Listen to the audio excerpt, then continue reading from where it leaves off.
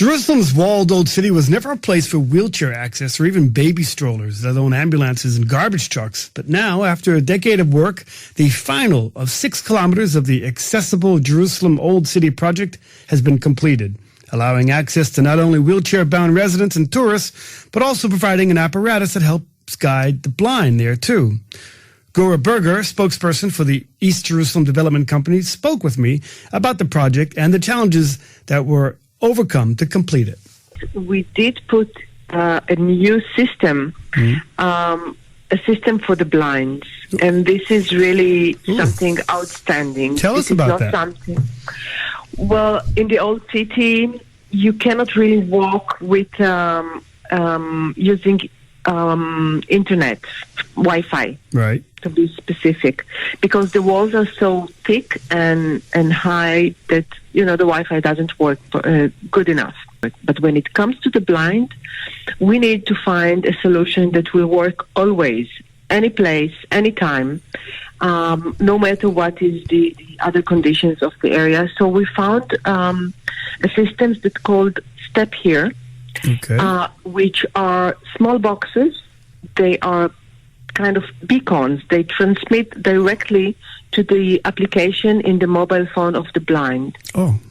And so the blinds in Israel kind of used to use this application in other places. In many places, it's a loudspeaker. It makes another noise in the environment. But in the old city, you cannot use loudspeakers either because people are living there or because the sound around you is so high and intense, so you cannot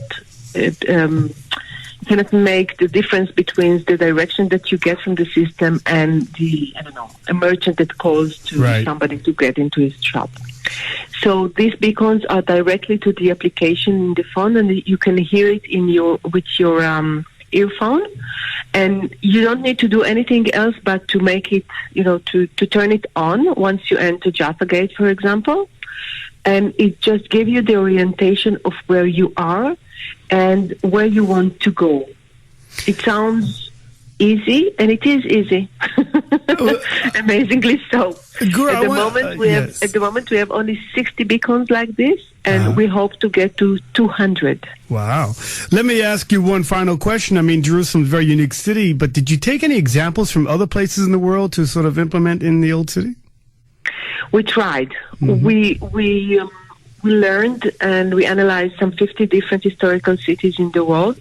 And I can proudly say that Jerusalem is the most advanced between all of them, all of these 50 different cities.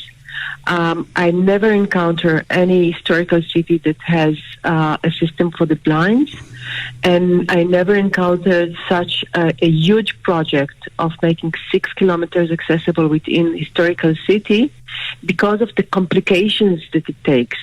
There's nothing like it, not at least that I could find.